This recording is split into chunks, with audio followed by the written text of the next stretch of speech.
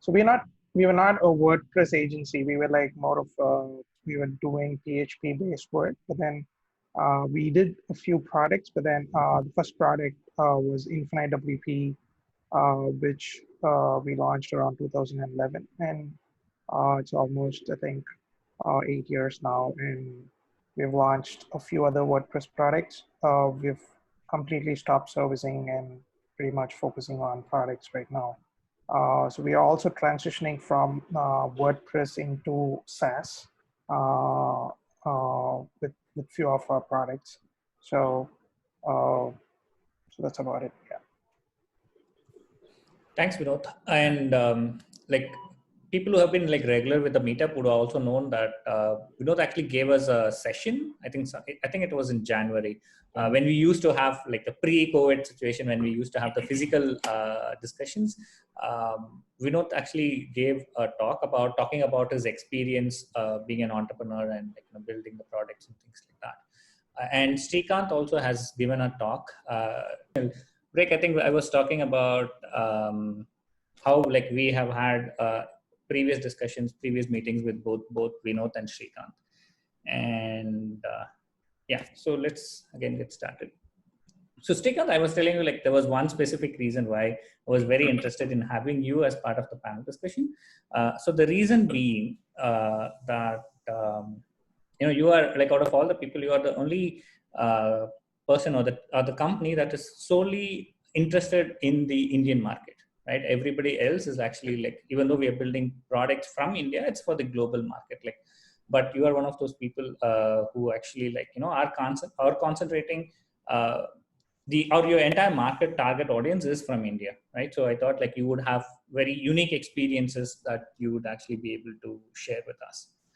So, all right. So we'll get started. So this question is going to be mostly for Vinodh and Aravind, right?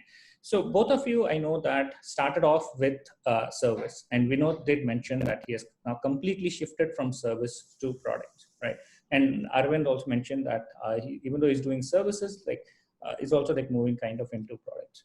So how do you see this transition from moving from services into products?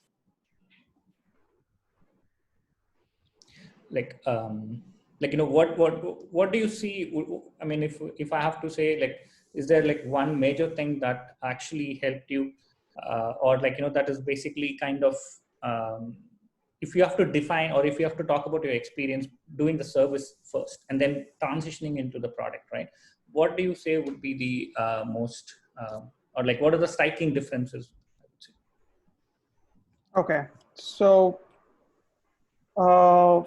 yeah, I think anyone starting a company, until and unless like have funding or you have some money with you, like starting with servicing helps you to get immediate cash flow, because you're just building stuff, giving it to them, getting paid. You're not, like you don't have to validate the product, you don't have to get customers.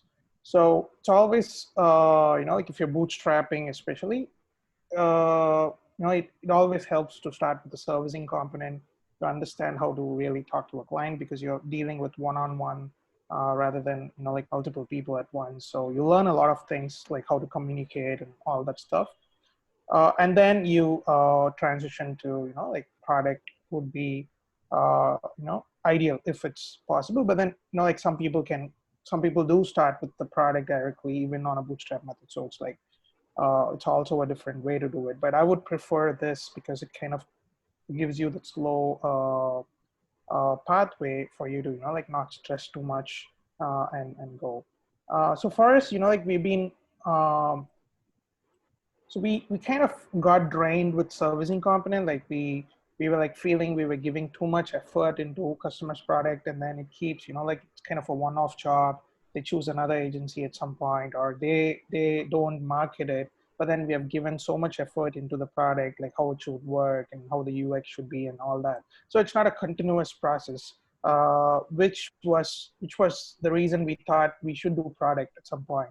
And we have like InfiniteWP, like we started working on it in 2011, but then we drafted it around 2008 or 2009, and we always wanted to start that, but we never got the chance. Like always servicing comes in, getting paid, so you don't have that push to, like you're always like telling reasons servicing was always taking your time and you're not able to push the product. So if I had to do it a bit differently, then, like we could probably split the teams, or, like have a leadership team for product and then servicing. You can run both simultaneously and do it, which again gives you a slow pace to move out. But for us, like we knew that we had to take product because we were like so compressed with that feeling that we need to move out of client servicing. So that was the time, like the crucial time where we decided, let's stop servicing. Like we didn't have a product, we didn't have paying customers, we didn't know what we were going to do at that point. But then we knew only if we stop servicing, we will actually do product. And doing servicing was like making us question our purpose of living at some point. Uh, so we put a hard stop. But thankfully, the previous client had a few office projects that was extending till like 6-7 months, which we didn't really plan, but then it happened. But it gave us like a leverage on getting a product out. So 2011, we kind of December, I remember we stopped servicing and we said we're not going to take any jobs. And then 2012, around March, we launched the free product of InfiniteWP. And then around September, we launched the paid product. That's when we got our first dollar out of the product throughout. So, but till then, we were like merging the servicing component inside. So, so for us, it was a hard push, and we feel thankful we did that. We took that step because we would have hated ourselves if not.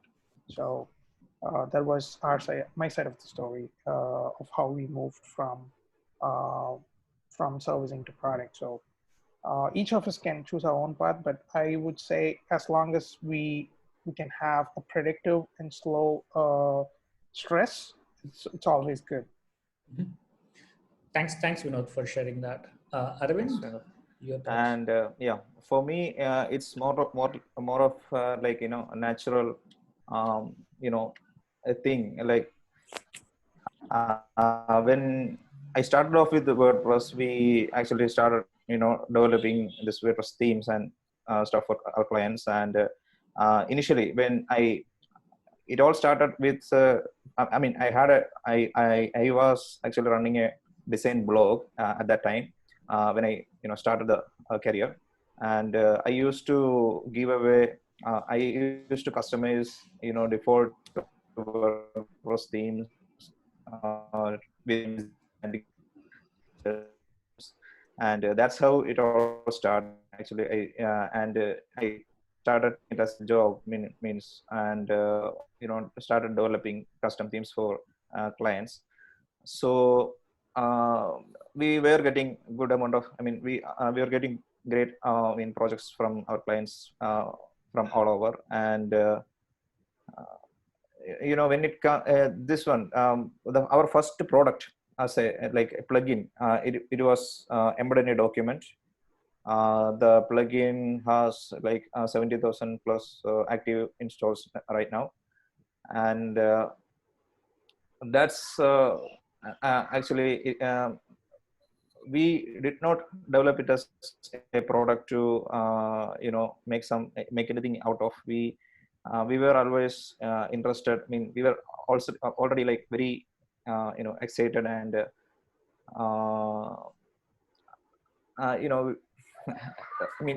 we were actually very excited and impressed with the way how the whole WordPress community works and the whole system works, and we wanted to contribute some way back. And it was one of that thing. We thought this is a simple concept, so, and there is nothing.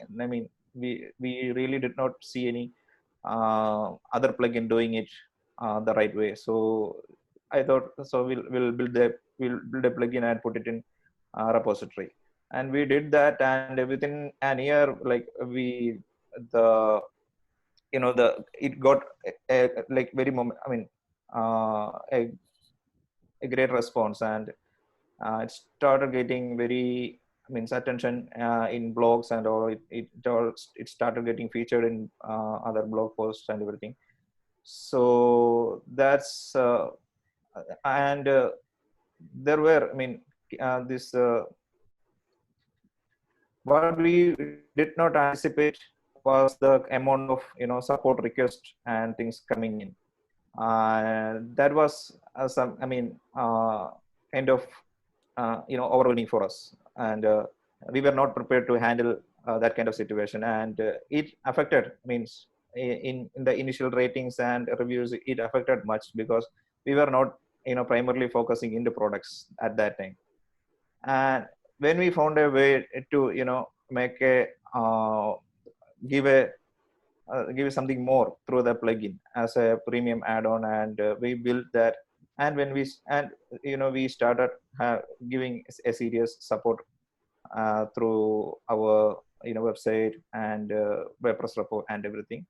And that's how actually we started building more plugins, and we started making actual money from the plugins.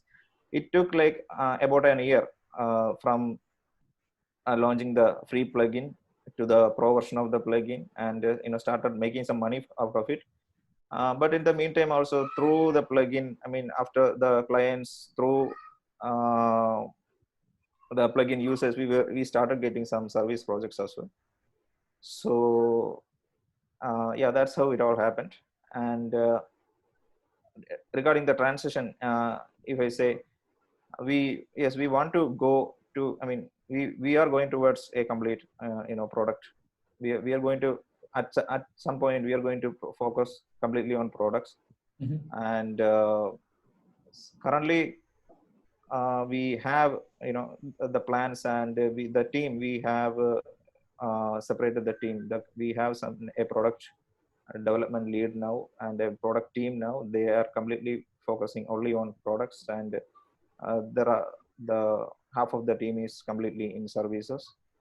So currently the revenue is like the 60% of our monthly revenue is contributed by product sales, and 40 is from the services. As soon as it comes to a point where like the revenue crosses 80% from the products, we will switch off the services. That's the plan. Thanks, Aravind, for sharing that. And I think like you also brought up one important point about support. That's one of the things that I actually wanted to discuss, because one of the important things that I have seen people talk about, especially in the product industry, is the amount of or like planning for support, right? Because most people, when they actually start building the product, they don't realize the amount. Obviously, support is very, very important, right? So everybody understands the importance of support, but not many people actually predict the amount of load or workload that you would get out of support, especially when you're building products, right? So you brought up that important point. So I was planning on discussing that as well. Yeah, if I may interrupt, like especially we were discussing about, the topic is about Indian, yeah, from the Indian situation. Basically, we as Indians, we all have a habit of taking things granted. I would say that because you'll see it everywhere, and even in case of plugin support and everything, yeah, it's quite natural. Like we assume that they'll they are getting the plugins, the products for free, so they should not expect support. They will figure it out everything themselves. But it's not the case. And if they don't get a reply even for the free version, if they don't get a reply within like 10 to 24 hours, they'll just put a 1 star and go away. But what it is going to affect in our run, like it's that 1 star is going to be there for the lifetime, right? So that's definitely a bad thing as a product company. So we have to put the maximum effort into service. Actually, support. That's actually a very good point. Actually, that's when these guys were talking, when Vinodh and Aravind were talking, that was the one that struck me the most. When you are doing consulting, the mode of engaging with your client is completely different than when you're doing a product, right? And the mental gymnastics it takes to move from one way of doing business to another way of doing business is remarkable. I mean, I don't know if people realize that when they get into a product mode. And this kind of a glide path that Aravind was talking about, go from this to that in a gradual manner, and probably helps in terms of getting used to the support volume and getting used to handling an avalanche of support queries and building the organization that can handle that kind of support mechanism. It's not trivial. It's not a trivial problem to solve, and it's not a trivial problem to solve for people who are accustomed to doing servicing in a different mode altogether. So, I mean, kind of hats off to you guys. I mean, both Aravind and and Sudar, you too. You're no chump here as well in terms of developing products from India. So, that takes a little bit of a transition, and it's not easy. Yeah, I think that's another important point, right? So, actually, like switching this a little bit. So, what type of support requests do you get, Srikanth? Like, I know that you're actually not going to be getting support requests from how to use a product kind of situation, right? But yours could be a very unique. I mean, yours more from a market perspective / product perspective / the niche in which you are operating, right? So, how is handling support looks like for you? See, I have a history in this regard, right? I mean, my previous company was a very large company. In terms of very large relative to what I'm doing right now. The previous company that I founded was fundsindia.com. We had close to 3 lakh customers from across the country. And we had a support team of about 55 to 60 people, plus another 50 people team of advisors. So we had close to 120 people support team on the whole. And when we started the company about 12 years back, I was the only person doing support. We were a six-person team, and I had to learn doing. This was a very different kind of company. It was a mutual fund transaction platform, and we didn't have a mutual fund transaction platform in India prior to that.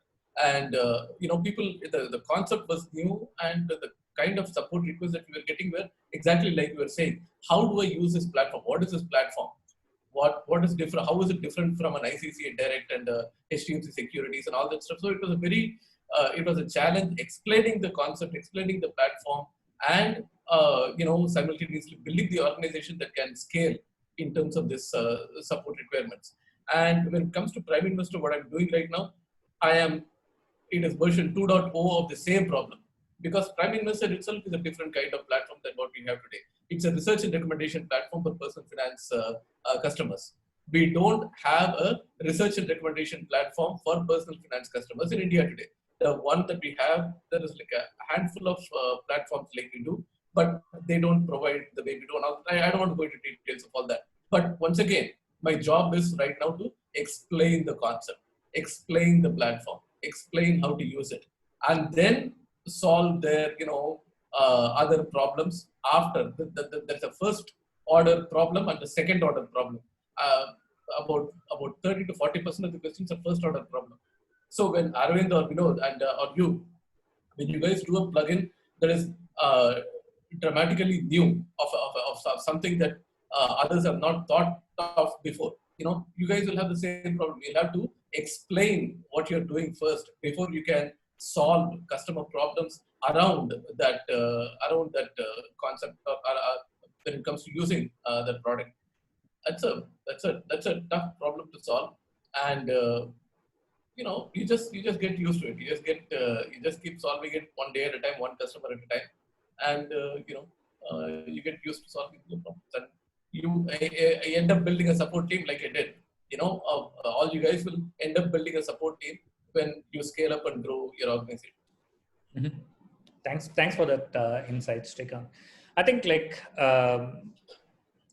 in a way, you did mention about the mindset difference from moving from service to products, right? I think one of the important thing is when you're doing service, if the customer is actually going to come to you with a question, beyond like the formal things, right? If they're actually going to come up with a question, it's like basically you're going to be spending time doing that, and that time that you're spending is actually billable time, right? So the more questions that the client has, you're actually like going to be getting paid more. But whereas on the products, right, the more questions a particular user is going to have, it's not like just because you're going to be answering those questions, it's not like your revenue is directly impacted by it. But if they actually end up giving you a negative review, like how Aravind mentioned, then it's actually going to be like affecting you in a negative way, but not in a positive way. So I think it's I think Vinodh can attest to this. Vinodh is in a SaaS business. I mean, he depends on renewals, right? Vinodh, I mean, you depend on subscription renewals and service renewals. And there, when you answer people's questions, the renewal probability goes up. So it is kind of related to revenue in some way, right? Yeah.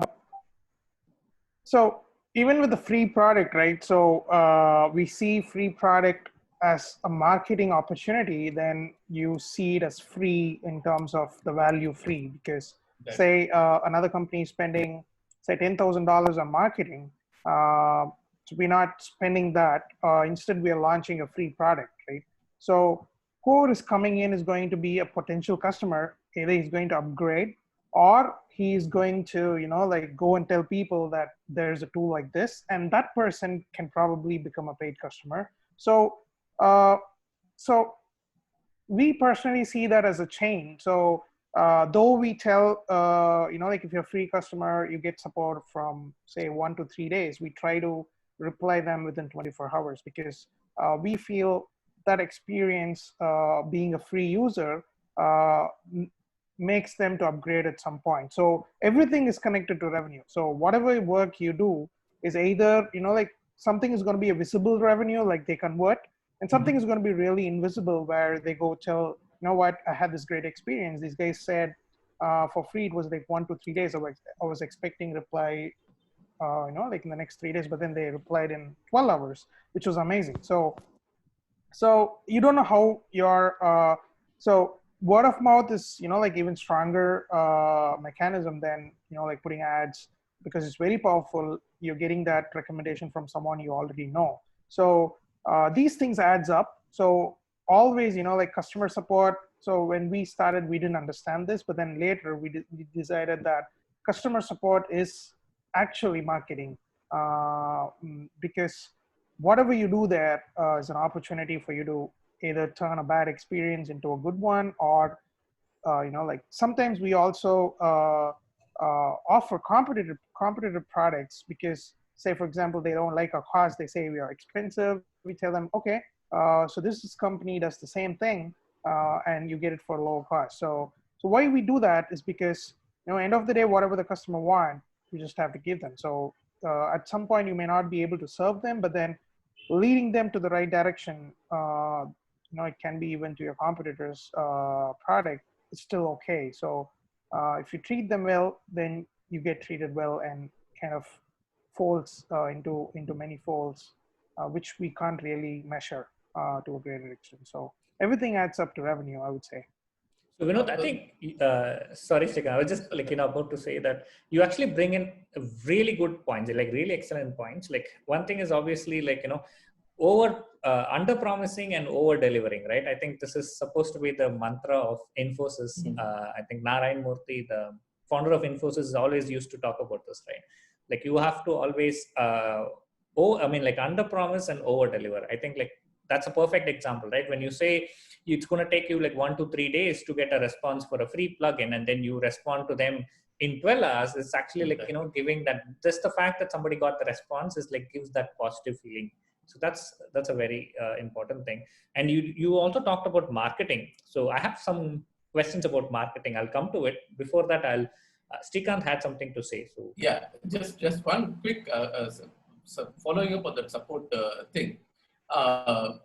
Question for both, if you don't mind, Sudar, if I can ask. Yeah, sure. It's like it's a discussion. Vinodh and Aravind, right? there are different kinds of customers, right? I mean, there are some customers will nag you with support issue after support issue after support issue, and there are some customers, I mean, who will just be on their own. Everything is working hunky dory until they're fine and all that stuff. Personally, I don't use the word customer support as much as I use the word customer engagement, right? Customer engagement means you are engaging with the customer. Some customers can be a pain in your ass, but because you're engaging with them, they are at least going to be a customer for a long term. So the question I have for both you guys is, what is the for a WordPress product that you guys are doing? What is the typical ratio of customers to support tickets? How many support tickets on an average that you see on a per customer basis? I think it depends on the product nature. So for example, with InfiniteWP, it's a tool to manage multiple WordPress sites. So it's like resource heavy, like you get a lot of support tickets for that compared to another product, which is like a theme or a plugin. So we're developing a plugin called WP-Cal, which is like Calendly for WordPress. So which is like, we get a lot lower support tickets compared to what we get with InfiniteWP. So the ratio differ, it impacts on, so we have like with InfiniteWP, we have servers, then the plugin teams, and then the customer. So something the server guys change, it impacts the product. So it's very much connected to all these things. So our support request for InfiniteWP, it's a little high. And for that, I would say, when I say high, I would say, like 10 to 20%. And for WP-Cal, it's like probably we get like 5 to 7%. So it totally depends on the product, and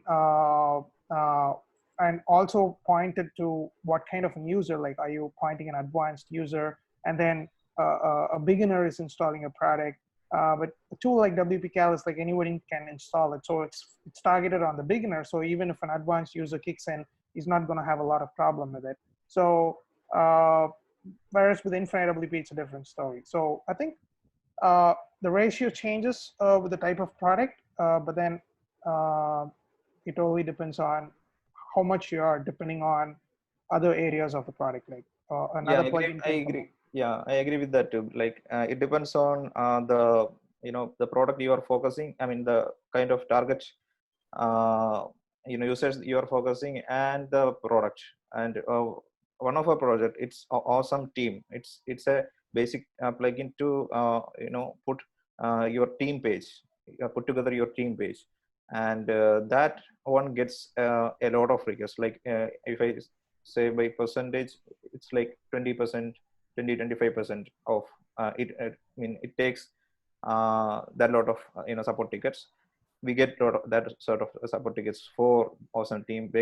Basically, mainly because the kind of customers are either they are like beginners, like they are basic, they are doing their website on their own, or some web designers who are starting it, because the team pages and everything, it's a basic thing. And any developer, I mean, anyone can do it themselves, because if they put some effort, they don't really have to always get a plugin. But the other plugin we have, WP Job Openings, that is actually solves a issue with all the corporate sites.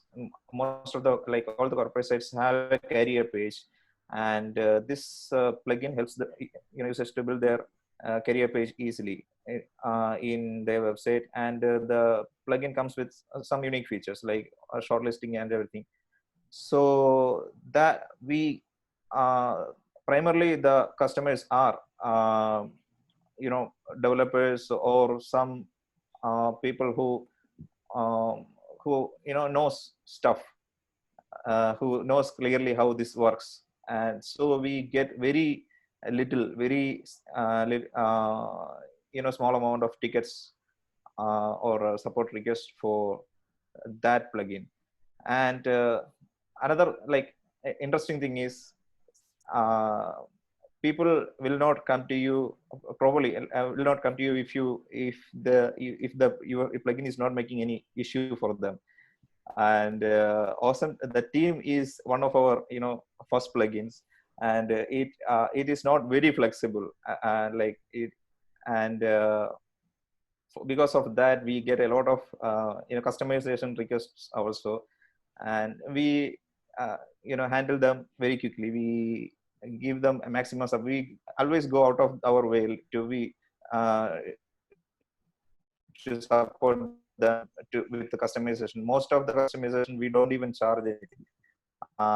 So that results us in a lot of 5-star reviews. But the other plugin, the WP job openings, is a solid plugin. I confidently say that because we built we put all our years of experience and effort into it and built a very solid plugin, and we get very, very little support requests for that. And so the number of reviews also is like kind of low.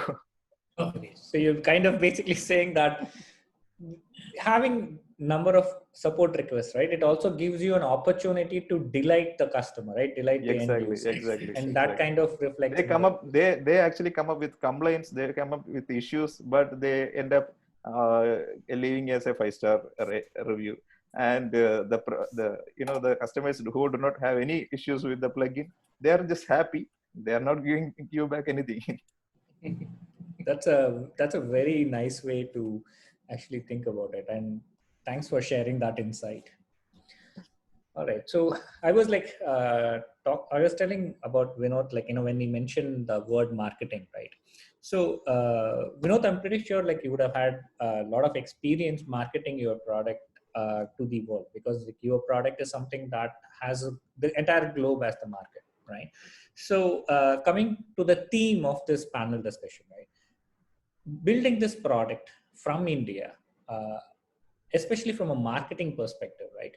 How much has it helped, or how much additional effort that you have to put in to market just because of the fact that you are based out of India? Because, for example, if like, if somebody else is developing a similar product, probably in the US or like in the other countries, they would be very easily be able to reach out to their network, and then that kind of brings in the word of mouth marketing and the access to elite bloggers and influencers in the community, right? So like as I said, building this product from India, how did it help in marketing, and what are the additional effort that you have to put in for marketing? Yeah, I think so. Building it from India, I don't think we have any advantage in terms of marketing. But then, so what happened was when we started the product, we didn't have any connect of WordPress. Like we didn't know anyone from the community. So if I was in the US, probably we could attend more WordCamps, connect with more people, and like attend more events, which like it was not happening in India for a long time. So so that would have been an advantage. But so when we started, I think that could be an advantage, but everything stays on how you hustle your way, right? So you need to, as a founder, you want this product to badly work. So there's two extreme to it. You create a product which nobody wants and you still badly want to work. And you create a product everybody wants and you still want to get it to people. So WordPress being a community as such, like people helping each other and all that. So if you have a really solid product, like it is to some extent easier than, like doing a SaaS as in without WordPress products.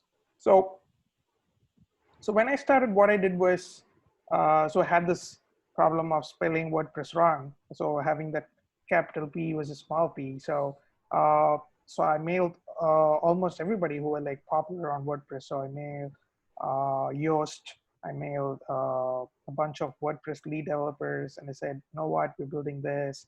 And like there were also a lot of critics like saying we have WordPress multi-site and why do anybody want InfiniteWP? And this was from a person who was part of the lead development of WordPress multi-site. And like you have to have thick skin, like you can't get offended.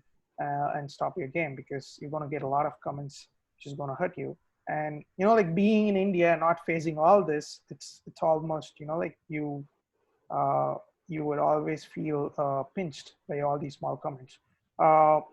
So what happened? We mailed all these people, and then Yoast came back. So Yoast was like one of our early customers. Like we launched the first version, and I think on the second version he was already using us. So we didn't have HTTPS and all that going on. So he used to come and complain saying that I had HTTPS. So he was just like, so it is possible to reach those people completely sitting in India. So it's not hard. But then the thing is, you need to have a product that they are wanting, and the product that.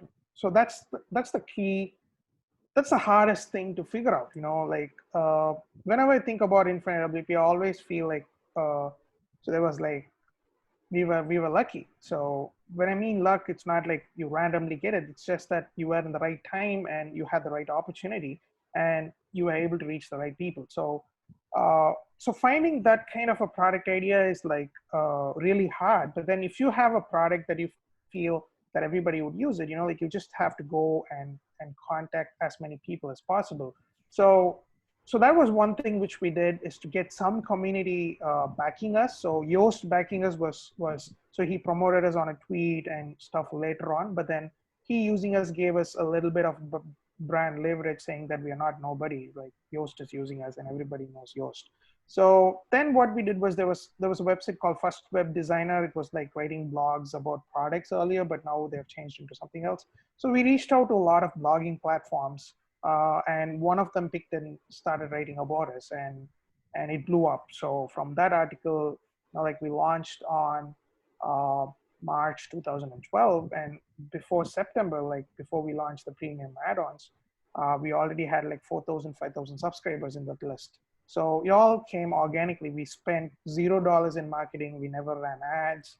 We did nothing. So it started, the community effect started kicking in, and people started. So word of mouth, like within WordPress community, word of mouth happens a lot because these people are meeting up regularly. They're having, you know, like WordCamps or you know, like minor WordCamps in their city. So they talk more about the products they use. So that's why I said in this space, you know, like if you have a solid product and if you have a product that is needed, it kicks in and it starts to circulate. So marketing is something you still can do from India, and just that you need to hustle and find your way out. And so this has worked for us, and I think still it works. But you need to be sure that the product is wanted by the market. Thanks for the insight, So basically, I kind of get the feeling that just the fact that we are in India doesn't put us in any disadvantage from a marketing perspective. At the same time, maybe there aren't much, there are definitely not much advantages, but at the same time, it's not like, just the fact that we are here, we are not able to attend WordCamps and, have the network and all that. But as long as we have a solid product and have good customer service, I think this brings up.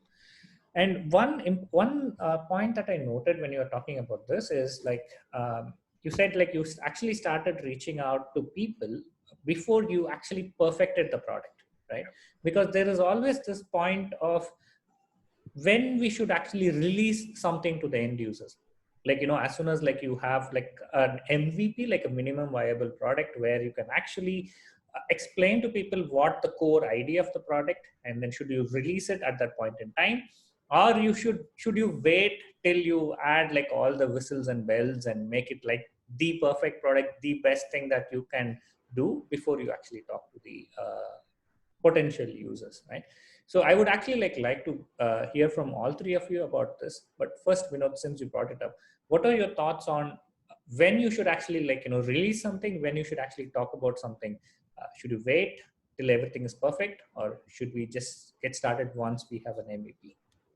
I think that also depends on what you're doing. So earlier days, was so raw, when HTML and say 5 or 6 years ago, you could just launch a little bit ugly product and people would still use it. But now it has got really competitive.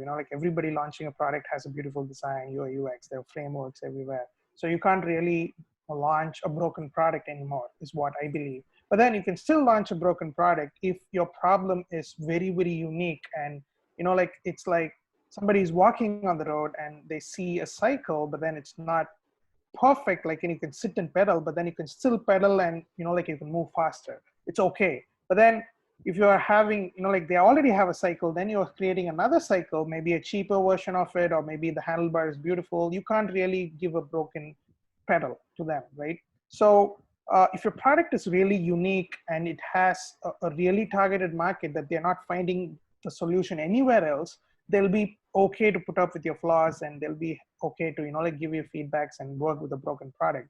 But then if you're competing, or if you're releasing a product to the market which already has a sophisticated, say if you're building a competitor to Slack, you can't build a broken product because Slack is already there. It's beautiful, it works great. So you need to really build it, your MVP really, really stronger to move people from there. So it's almost impossible to move people from Slack anyways, but then if you really have a unique value proposition, then you can try building that. So with MVP also, there is a concept, like there's a misunderstanding with MVP. People believe that it's, like you can launch a broken product, but MVP actually, like when you really look at it, it's like before you launch a scooter, you first launch a skates, but then the skates should really, really work perfectly. It's not like a broken skate. Then you launch a cycle, then you go for the scooter, right? So each step, like it needs to be perfect. So you need to put your effort. You may not say, if you're building a Slack competitor, you may not build everything Slack has, but then the first version should work really well. It needs to have a better UX and all that, but it may not have everything what Slack has, but then it needs to work for the user. So that's going to be a first version of your MVP. And you can have bugs and all that. That's always going to be there as a software product. Even Slack today has bugs. So don't worry about, like having bugs and pushing things out. But, but when you design and plan it, you can't really throw a half-baked product out there. So that would be my understanding of MVP, and that's how I see the world. So if you have something very, very concrete, and, like you can just tell them, run these scripts, go to bash and all that, they'll still use a product because the problem is really, really a huge problem. They don't have any other solution. But then if there is something that's already being solved and you're just like 2% or 10% better, then, like you have a hard time really pushing a broken product out or an MVP out. So it's a challenge. Thanks, Vinodh. I think the example that you gave, right, like marketing a cycle to somebody who is actually walking and building a cycle for somebody who already has a cycle. I think that's a very perfect, simple but very effective example to demonstrate the idea of how good the product should be. Thanks for sharing that. So both Srikanth and Aravind, what are your thoughts here? Yeah, I completely agree with Vinodh on that. The way we build the plugins, the products, our little plugins also same. Like when we plan a plugin, we write out all the possible features we can put in there, and we figure out which are essentials, which are non-essentials for this plugin to work. And we start from the essentials one, and for the plugin,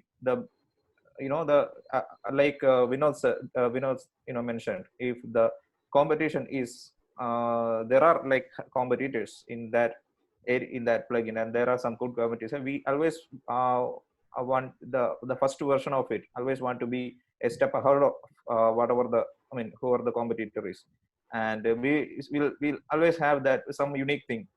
It has to be there, right, for to at least to introduce the plugin. So we will always have that unique, that pinch of that extra flavor on it, and then it will be good to put out in the public. And once it is there and it started getting momentum, we will keep adding all the extra features and everything. Mm-hmm. Thanks, Aravind. Yeah, I think both of them got it perfectly right. Vinodh was on point when he spoke about competing with an existing product and a new product and all that stuff. One example that comes to my mind from recent times is, Rank Math and Yoast, right? Where Yoast was such a well-established market presence and market leader. When Rank Math was launched, it was a pretty well finished product, and it had chock full of extra features that Yoast did not have. And if RankMath is creeping up in terms of its acceptance in the market, it's because they came to the market with not a broken product but a very functional product that also had, like Arvind said, a little better than the existing product that is trying to compete with. I agree. I mean, but when you are going with a new product, something that you're trying to innovate in terms of a concept in the market, then this idea does not quite work.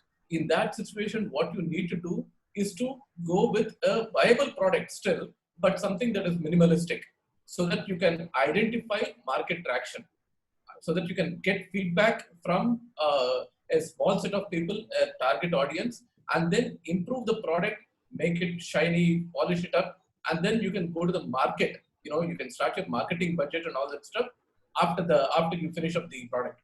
But going with the minimum viable product is very important when you are trying to introduce a new concept into the marketplace. But when you're trying to compete, they are absolutely right. You need to be ahead of the curve.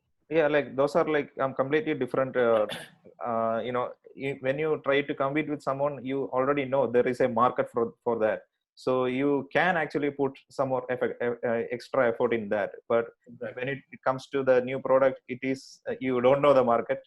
So Exactly. yeah, it is always clever to put in minimum effort and release and get feedback and identify the traction points. Exactly.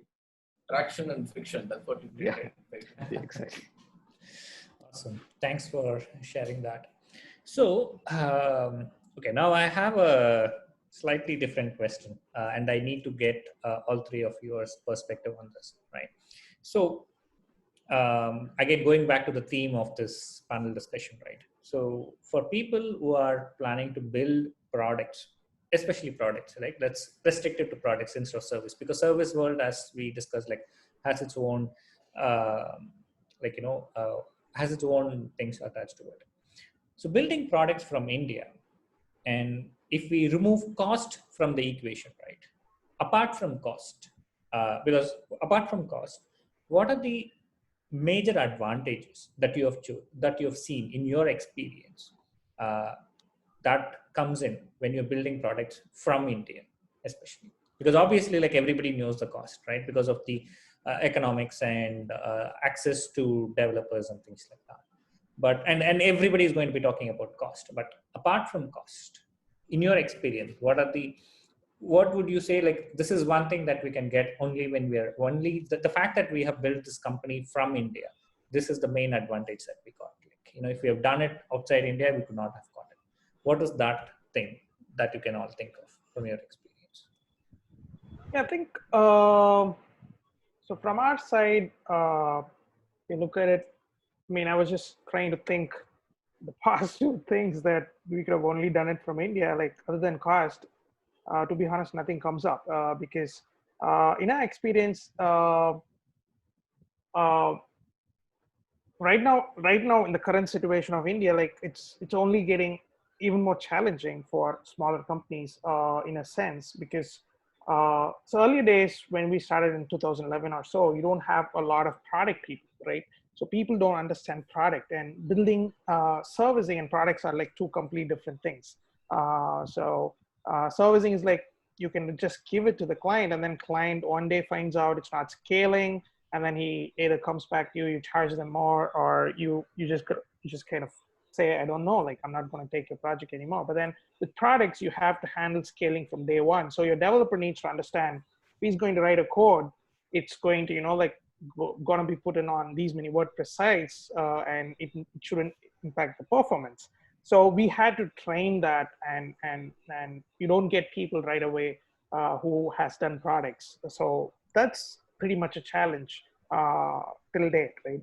Mm-hmm. And now with Zoho and Freshdesk and Freshworks and these guys, the funded guys or the big guys coming in, like now the cost of these guys, the product guys are also going up than it used to be, and the small companies are really having a hard time to justify those costs, because at sometimes, like those small companies, even the founders don't take that much salary, but then they have to pay the developers who are going to join that much. And So I think other than cost, I think with India, a lot of service companies, product companies are evolving. But then I would say for a small business, it's still not accessible, and it's improving. It will change, and I do see people who are moving away from cost to purpose. So when purpose comes, like we have a lot of team members who are on for purpose than for the money. Like they could take more salaries on these bigger corporations, but they're not. So so that sense is also increasing. So on a smaller startup, the code goes and hits a lot of people, and they could get the pleasure of it. Whereas in a bigger corporation, that wouldn't happen. So there is improving, but as of now, I don't see an advantage. Like in terms of culture wise, I would say there is some advantage. Like on both sides, advantage and disadvantage would be trust. Like we could trust people, and so for us, we almost pretty much run on trust. So so we don't let go of people just because they made one mistake, or so we try to work with them. Like if they're weak on some part, we try to encourage them and try to make them make them better at what they're lacking, rather than like trying to be a bossy structure of a US corporate where like you're not performing, like move on. So so I would say that would be I don't know if it's an advantage, but that's something that I would see. Maybe I wouldn't be able to, to be honest, I haven't had anyone on the outside of India, so I'm not sure what I would expect of them. But then with interactions of different founders, it is more of, like take it or leave it kind of attitude, rather than, like working together and trying to really form a relationship. So it's more of a binary decision for them. So I don't know about with employees, but with founders, I haven't had a great feel that I would want to partner up with them. And I've seen very little people that I would want to partner with if I decide to do a business with them. So I would say that a particular quality would attribute here because maybe of a culture or of how we grew up and stuff. Thanks, Vinodh. Srikanth and Aravind, can you think of anything like that comes to your mind? So yeah, even apart from the cost, whatever, I mean, I have to share something that that is something in line with Vinodh shared. Like, means I was fortunate to form a really strong team here. Like we basically we Indians are running on emotions. As you can say that. I mean, I have a really strong team, and I personally am a very emotional person, and like Vinodh said, the team I consider them as a family, and that's like it has its own, I mean, advantages and disadvantages. Like but I have people who are working with me from the beginning, from when I began, like from 2010, still working with me, and we have a very strong team, and we are completely running on trust, and they are taking ownership in everything. And even working from home was always an option in our company, because everyone, whatever, for any reason, if they want to travel to somewhere and they still want to work, we used to it was quite a normal thing in our company. And this COVID thing only just made everyone work from home. That's the difference. And this thing has been there. I mean, the only thing apart from cost I can think of is the team that I have. Even again, it's a personal thing, and I cannot vouch for the entire Indian industry or experience. So yeah, that's about it from my end. So I'm sorry, Sudar, I'm not going to be able to add much more to Aravind or what Vinodh said. Have you tried to cut a cold bagel with a plastic knife. It's a very, very hard thing to do. I used to have a cold bagel and a cup of tea for breakfast when I was in US, right? Today I have idli and chutney in the morning. That is the biggest advantage of working from India. Okay, thanks. All right, so that's an interesting thing. So I had a couple of insights there. So probably I'll share my insight in that, because fortunately I have had throughout my career opportunities to interact with a lot of people from like a lot of countries, and over a period of time, based on like a lot of conversations and the feedback that I've gotten from them, like the discussions that I've had with them, some of the things that like the recurring thing that keeps popping up, right? So I'll probably mention that for closure. So one thing that people have mentioned to me is like if you take India, right? It's kind of a very diverse country, right? You could see people from, if you take any categorization, right? Be it economic, be it language, be it like the social economic situation, or be it like even the religious belief, like everything, you could actually see people. It's not a binary anymore, right? In India, if you take any categorization, you find people from different parts. It's even if you take religious belief, there's going to be an atheist, there's going to be people from all major religions. It's always going to be like 3 or 4 different groups, right? So what people have told me is, especially people who work with me, what they told me is like, possibly because of interaction with all these diverse groups, right? So we Indians generally are slightly more diplomatic in the way we could actually, like talk to people. So that kind of, people have said like that kind of sometimes spills over into the products that we create, into the work that we build. So that's one thing that people have told me. Another thing which is more technical is like, again, pretty much every one of us from India would be at least bilingual, if not like, people who know more than 3 or 4 languages, right? Minimum that would be bilingual. So that also sweeps into the work that we do. If you take from a pure technical perspective, if you're building a WordPress product, I'm pretty sure we would like always would have thought about translation. Like we would have like included all the best practices in WordPress where you cannot have hard-coded strings and like, have translation functions and things like that. So that's another thing that I see people have, talking about. And the third thing, which I personally feel is a major advantage, is if you take from a time zone perspective, right? So we are roughly about 12 hours behind, if you take an average on the US time zones, right? Or ahead, 12 hours ahead with the US time zone. So what I've seen with people is like, whenever they send us an email, support ticket, whatever, right? We may not be able to help them directly, but we would have helped. I mean, like we would have replied to it overnight. And most of the time, the first thing that they see is our email or reply to support tickets. And I've seen people, a lot of times people actually mention that as one of the things, like, like, this was the first email that I saw and like you already fixed it, or like, this is the first email I'm seeing on the day, and I'm starting with a positive note or whatever.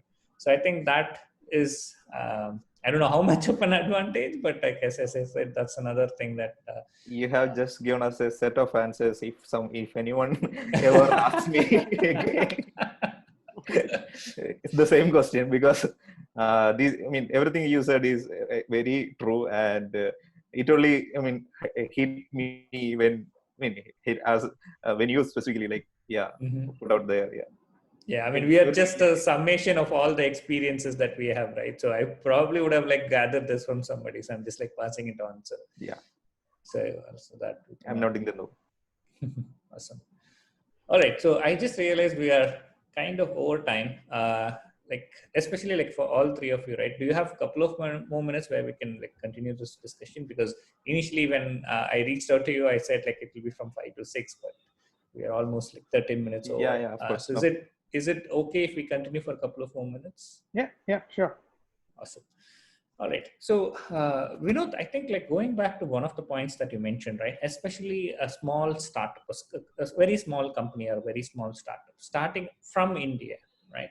Are there any any things that they have to keep in mind, especially from I know that the government of India has announced a lot of schemes. I know one thing is Startup India. I think it's called Startup India program or something like that, right? Yeah. So there are a lot of these programs, a lot of these kind of benefits that the Indian government is kind of introducing to help small startups and small companies. Are there, from your experiences, right? Is there any such program, any such policy which has helped, which may not be, which not a lot of people may be aware, which you would like to share? I think in terms of government policy, we haven't used any of it because I think we started around 2012. At that point, it was not even on the radar. So yeah, Startup India is, I think, they give you a lot of options where I think you don't have to pay tax and stuff for a while, like I think 3 or 5 years. And in terms of products being used, every company has a plan for startups. Like if you look at SendGrid, they have an accelerator.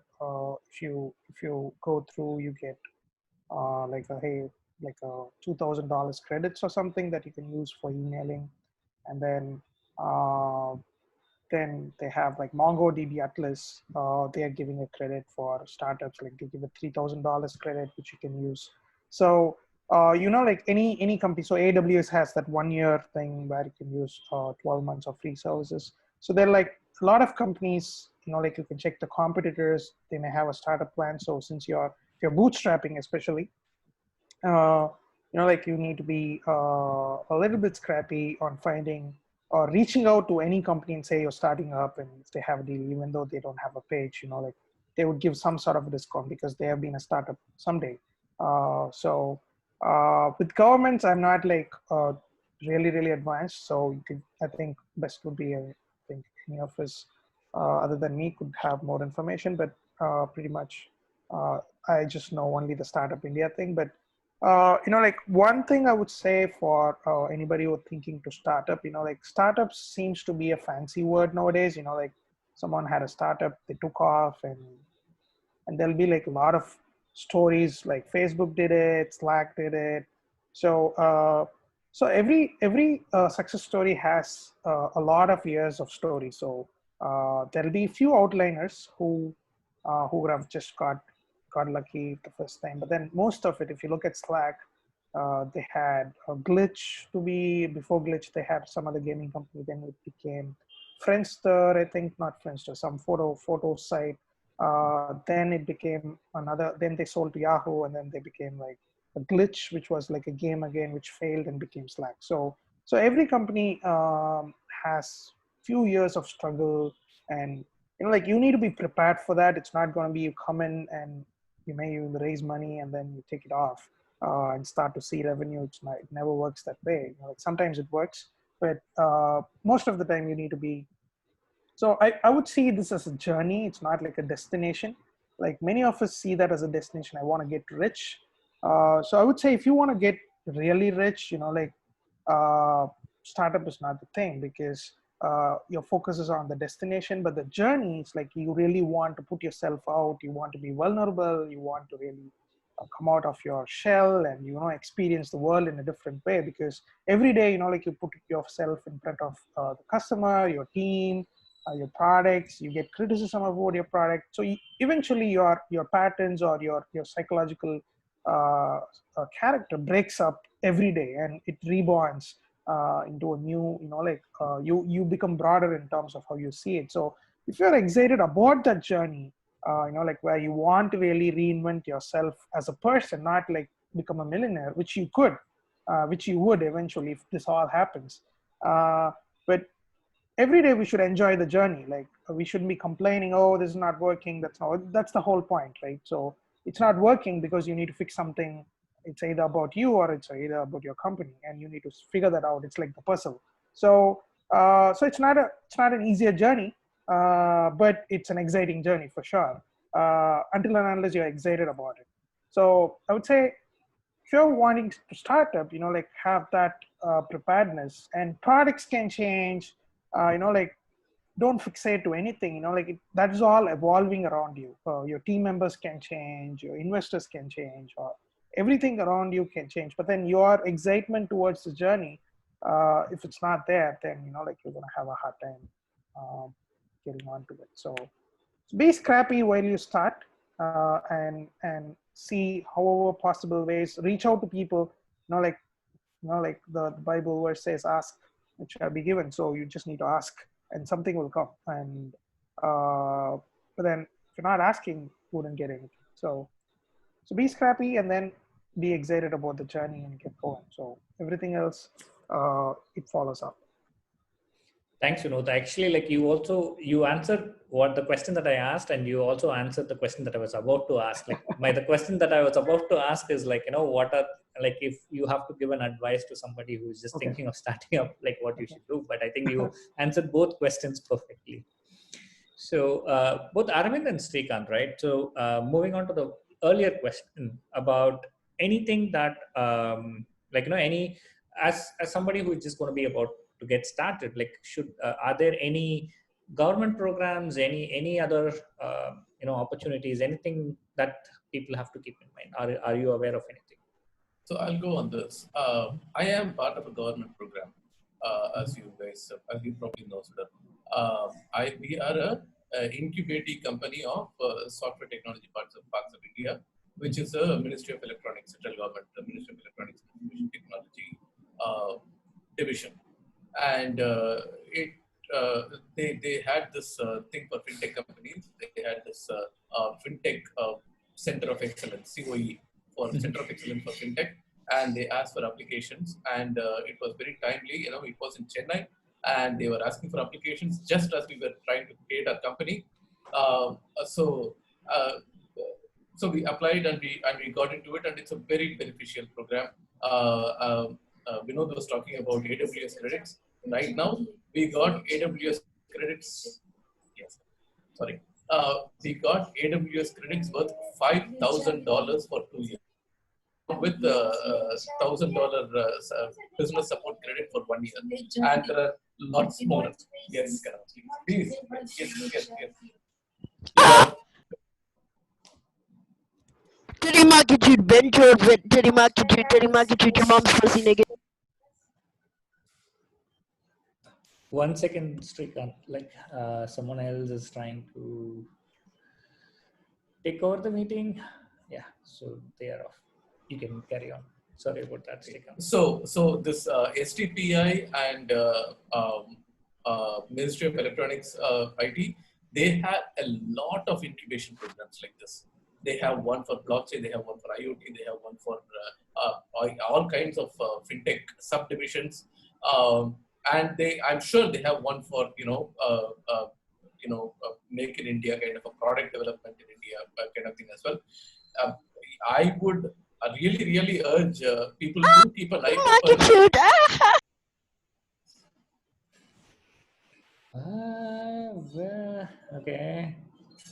Okay. I think I'm gonna lock this meeting. Yeah, I think it's good. Yeah, because it's like almost done, right? So it's not like we're gonna expect any. Sorry, Srikanth. No issues, man. No. Please go ahead.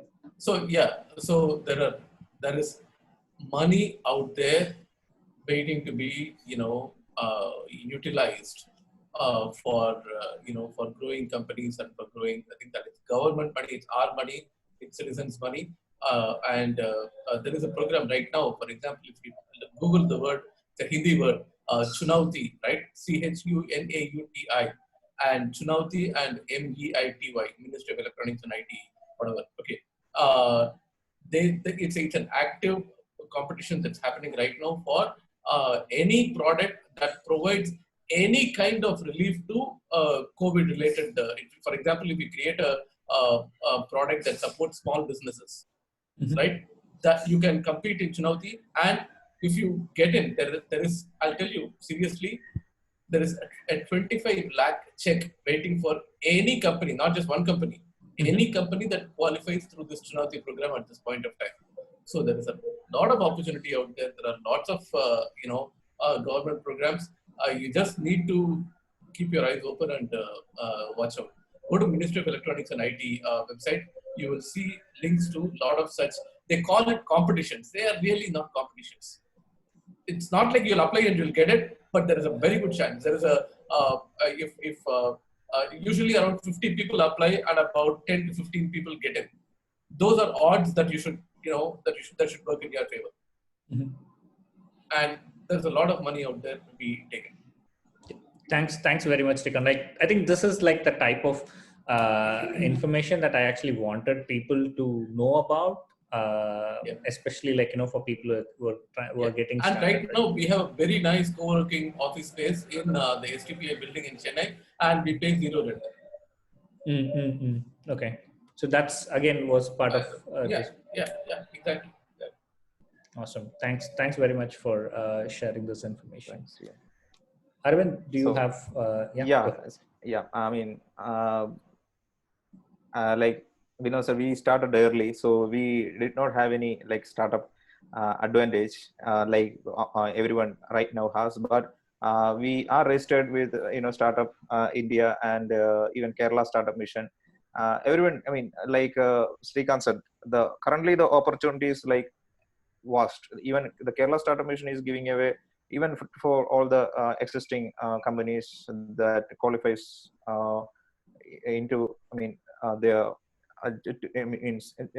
qualifies into their list. They are offering like a Zoho, I mean, subscription and things like AWS. So many products and so many services for free, like for a period of time. And even like said, Kerala, I mean, India startups also, we get a lot of things, a lot of support from the community, and as being part of Kerala Startup Mission, what I can say is like we get requirements mailed to us like every other week. We get a list of requirements where we can apply for that and we get, I mean, being a part of a startup community, we get some priority, some higher priority and things like that are there. Means if you are really trying to the struggle is real. You have to struggle always. Like as Srikanth said, there will be like 50 or 100 people to compete for one project or anything or for a competition, but being part of one itself is going to give you a great experience and exposure. So currently the time is great for startups who are ready to put some effort and try to be there. So they have to struggle. If you have the right attitude, then this is a best time. This is a great time for everyone. Awesome. Thanks for sharing that. And I personally had two things that I know of. I think I could share that. So one is from the government of India. One is a private company. One, the government of India, as Aravind said, they run a program called Startup India. And if you actually are able to get into it, I mean, obviously, like I mean, you have to apply for it. There is like, it's not a competition, but I think they are also trying to evaluate the business model and things like that. They call it recognition. You have to be recognized by the Startup India program. Yeah, I think if you get recognized, I think you have tax savings, or like I think you have benefits from tax perspective for 3 years or 5 years or something like that. Yes. And you also get, if you're applying for a patent or a trademark, I think you get benefits there. There are also like a lot of other companies which recognize, like basically even the private companies that actually give offers for companies that are recognized by Startup India and things like that. So I know of that one program, but I'm pretty sure both the state as well as at central level, I think we might have to explore more, but there could be like more opportunities like this. And the private company that I told you about is, I think Zoho. If you are a GST registered company in India, I think Zoho has a product called Zoho Books, and they give it for free if your total turnover, I think, is less than 1.5 crore per year or something like that. So Their entire bookkeeping software is free to be used, provided you are a GST registered company and things like that. Okay, so I have one final question before we wrap this thing up. Now that I mentioned GST, right? So I think this probably applies to both Vinodh and Aravind. Srikanth, I think since your business is within India, your target audience is within India, I think GST is always applicable for you, right? Even the membership, for the membership site, you might have to collect GST. 18%. So for both Vinodh and Aravind, right?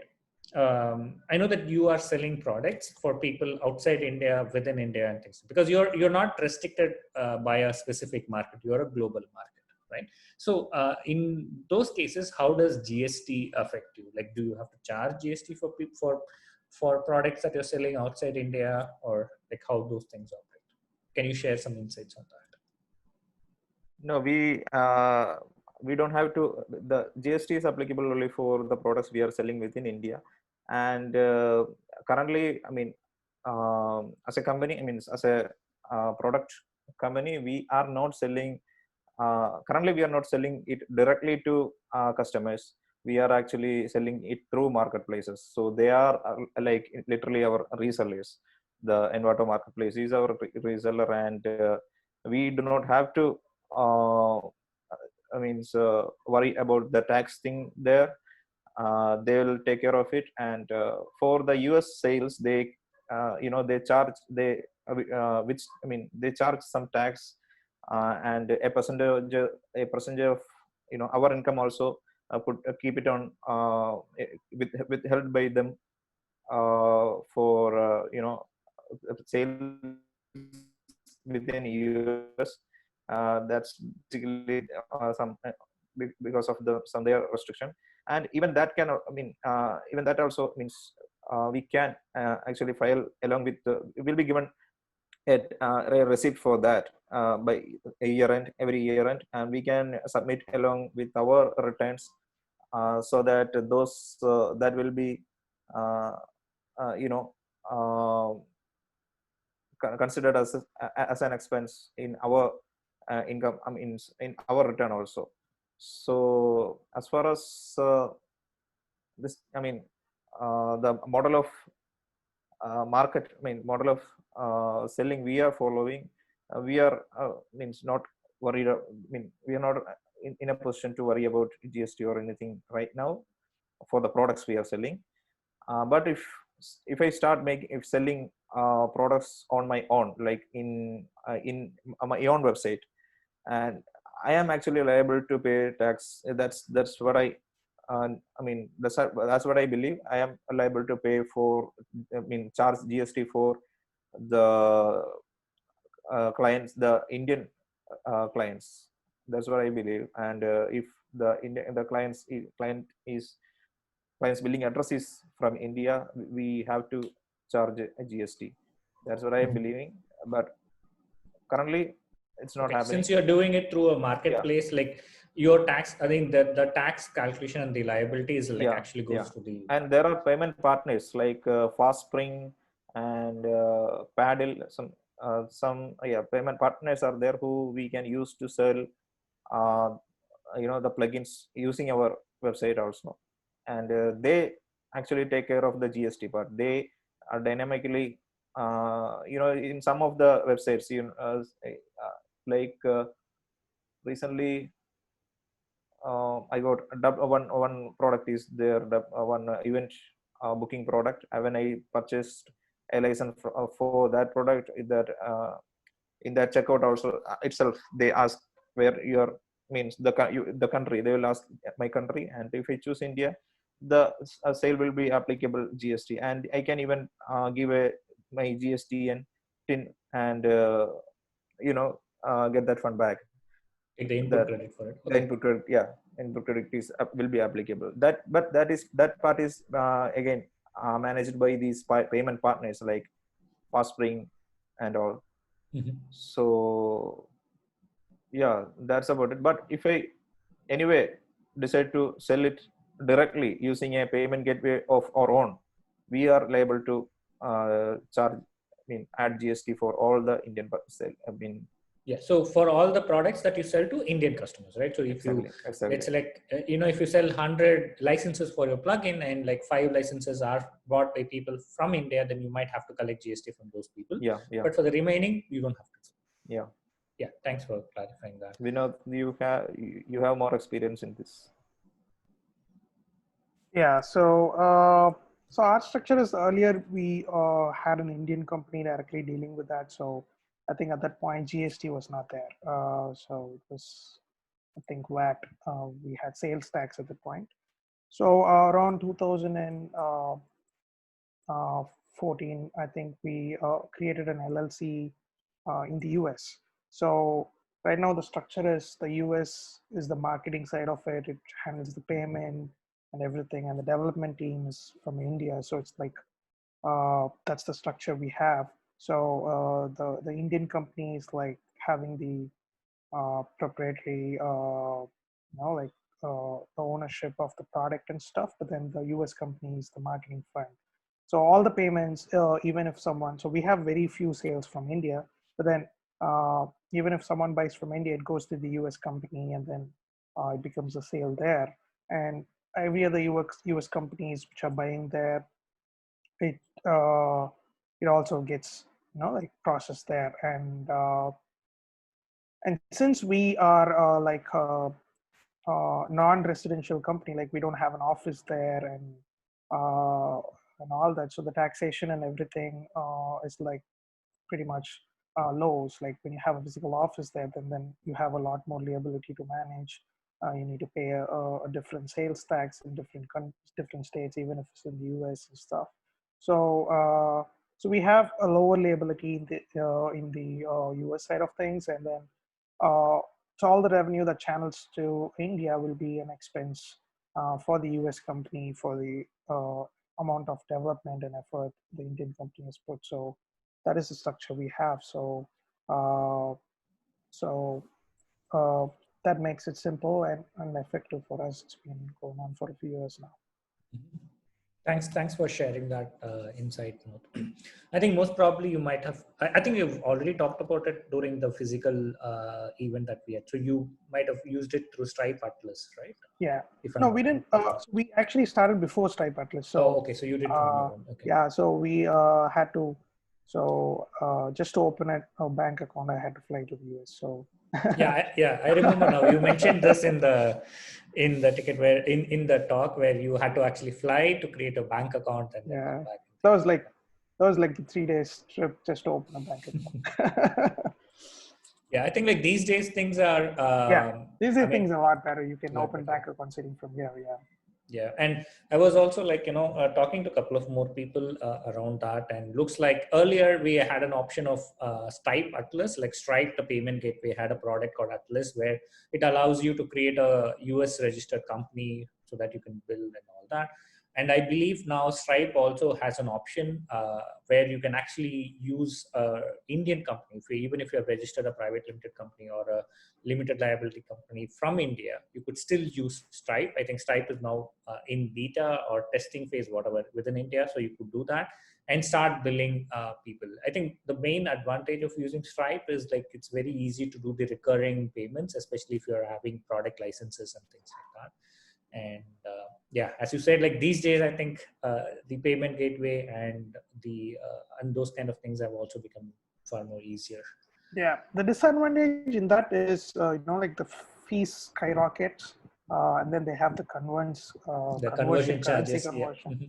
Wow, that's like you lose probably 5 to 10% of your revenue on that. But then you don't have to deal with the hassle of handling taxation in the US again. So we have to file taxes in the US, and then we have to pay someone to keep the organization alive and stuff. So that all expenses are there, but then both of it has its own plus and minus. So if you're starting up and your revenue is like really small, Stripe from India would solve a lot of hassle, because setting that company up and then handling the accounting part of it is still a nightmare. So once you grow, I think you can. So many companies, even Freshworks, Zoho, Kiss, Kissflow, Kissflow. Everybody has the same structure, like similar to us. So, but they do have physical offices there, but then we don't have one, so which makes it simpler for us. Mm-hmm. Awesome. Yeah, I know that we are way over time, so let's kind of wrap it up. So just one quick question. You can answer it very briefly if you can. What are your main? I mean, I think Vinodh already kind of answered this a bit before. So if someone is thinking of starting a company from India right now, especially a product related business, right, or transitioning from a service to a product business, what would be your brief advice to them? I would say go for it. I mean, you're not going to find out if you can do it unless you try it. Go for it. Okay, especially if you're a young guy in your 20s or 30s or something like that. I mean, absolutely, go for it. And if it doesn't work out, who gives a shit? I mean, just try it.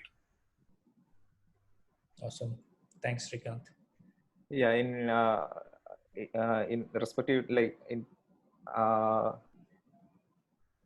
when starting up, I mean, if I share my advice about the WordPress, starting up a WordPress product company, and mainly if transitioning from service to products, first thing you have to remember is that you are going to deal with a lot more clients and a lot more different, that people will be using a lot more different kind of platforms to use your products. So the flexibility and things should be there for whatever the product you are building.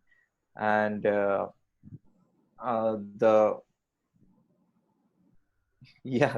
about it. I mean, if I I'm wrapping up. Okay. Thanks, Aravind. Yeah. So Vinodh, I know that you probably covered a lot of things earlier. But if there's very briefly, if you want to say something. Yeah, I think startup is not fancy, so don't go by everybody's doing it and everybody's raking investment. So it's also a lot of stress and a lot of things coming around it. But as I said, you could just, as Srikanth said, you have to do it before you know if you can do it or not. But I would say don't fall for the news, just like the media enhances everything for their TRP. Startup isn't one of them, so it has a lot of backstory before someone comes to the front, and it's not always an easy track. So unless and until you want to really take up and try and experience yourself changing every day and being excited about it. So when I say excited, it doesn't mean that I don't have a bad day, where I feel really stressed about things. It may be the team, product, or any financials or anything. We do have days, even when we work for someone, we do have those days. I don't mean that, but eventually, you bounce back and you see the end of the tunnel and you start running again. So that kind of a thing where you don't easily give up, because that's how it's going to be. Every day you would be tempted to give up at some point. So until and unless you have that urge, you would probably. So I've seen people, they always wanted to start up. Every time I go and talk to them, they'll be like, I want to start up, and then they never start up. They'll be like, I'll finish this company, next 2 years I'll start up, I have this awesome idea. You have to do it. You just have to really, cut the cord and then go for it, take the risk. So probably, a bad advice would be submit your resignation letter and start the company. So yeah, like Vinodh said, even I have had failures. I was featured in media twice for 2 companies I was a part of, and both of them failed very terribly, and those were only the 2 instances. I were personally featured in media like TV and local newspapers and everything. Both of them were a failure. But whatever I am success in, nobody cares about it. But I am doing well. So again, don't go by media and whatever they are projecting. One last thing I would add is my experience with WordPress, specifically with WordPress, right? has taught me that, given that there are millions of sites out there relying on WordPress, if anybody has any idea, there is a high likelihood that somebody has a need for that idea. Okay, so it's I've seen such niche ideas being turned into products and plugins and design elements or whatever, right? That anything that you can think of, there is somebody somewhere in the globe that has a need for that particular thing. So it's a wonderful community. It's a remarkably diverse and diffuse community around the world. That it's going to be very difficult for you to think of an idea that nobody wants. So if you have an idea and you just make a plugin and go and put it out there in the repository, you'll see how people will take to it. It's a beautiful. That's true though. Like like I said before, Awsm team. It's a silly plugin, I would say. But even my own team members, they were. I mean, they did not actually believe in that idea because they said, no, there are like already tens of plugins are out there, and I said, no, we'll do something differently. It's a quite easy thing to pull off, so we'll just try out. But till the date, that's the most profitable plugin for us. That's the thing, man. Still, Awesome. It's the most selling plugin of our portfolio. So yeah, thanks Aravind for sharing that, and thanks Srikanth for pointing it out. I think what you're saying makes so much sense because WordPress itself is so big, right? It's probably about 30% of websites are running on WordPress, and as you said, even if like 0.5% of those people are going to have a need for a particular thing, in absolute numbers, that itself is going to be so huge. So yeah. So and yeah, what you're saying makes sense, and I think that we'll probably close with that remark, and I think that is a very positive thing to take out of this. So people who are listening to this discussion, right? If you have any idea which you have in your mind and you feel like it could probably be very niche or like there may not be a market for it, but don't think about it that way.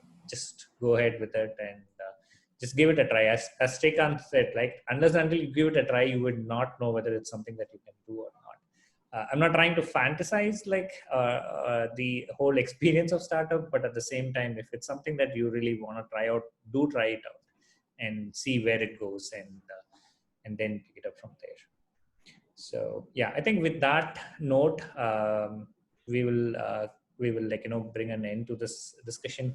Thanks Srikanth, thanks Vinodh, and thanks Aravind for taking your time and for being part of this. And